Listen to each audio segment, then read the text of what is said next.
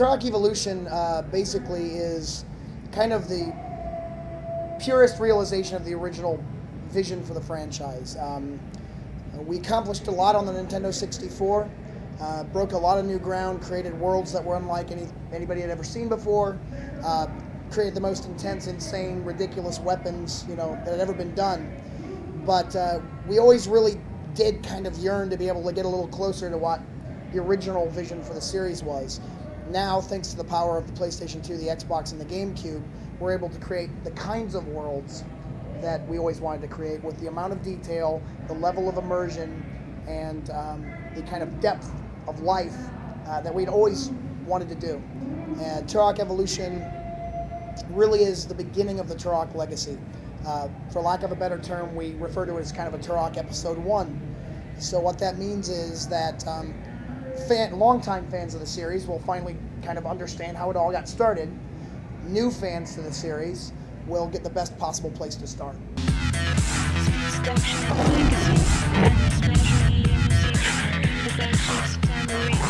Since the beginning of the series, we have been literally deluged with requests. So where's my Sony version? Where's my PlayStation version? Where is it? Where is it? Where is it? And with every announcement that subsequent titles would remain exclusive to the Nintendo 64, kind of the more intense those requests got. And I think that longtime gaming fanatics that have always been more kind of PlayStation-centric are finally going to be thrilled to get Turok on their game console. This really was the best time for us to bring Turok to all the gaming platforms. We've had 30 months on the project, 35 people involved on the team from day one. And we really wanted to give Turok to as many game players as we could, regardless of what system they owned. So I think the reception is going to be great.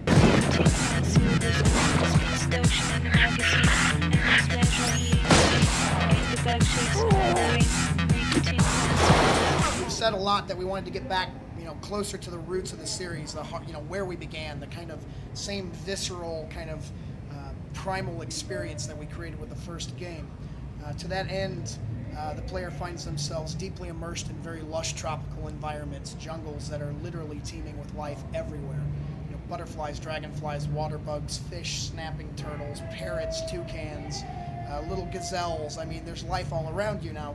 Of course, you can be mean to any of it that you want to. It's not our job to say what you do with that sniper pistol and a frog.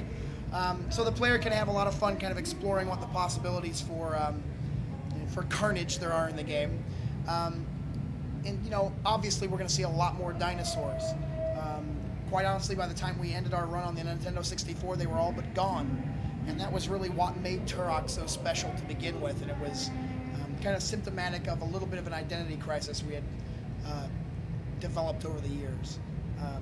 The goal for this game was to get back to what made Turok to begin with, and that is deep jungles, living worlds, ridiculous weapons, and a lot of dinosaurs. Now, of course, you'll still get to see things like urban cityscapes, enemy fortresses, enemy battle stations, things like that.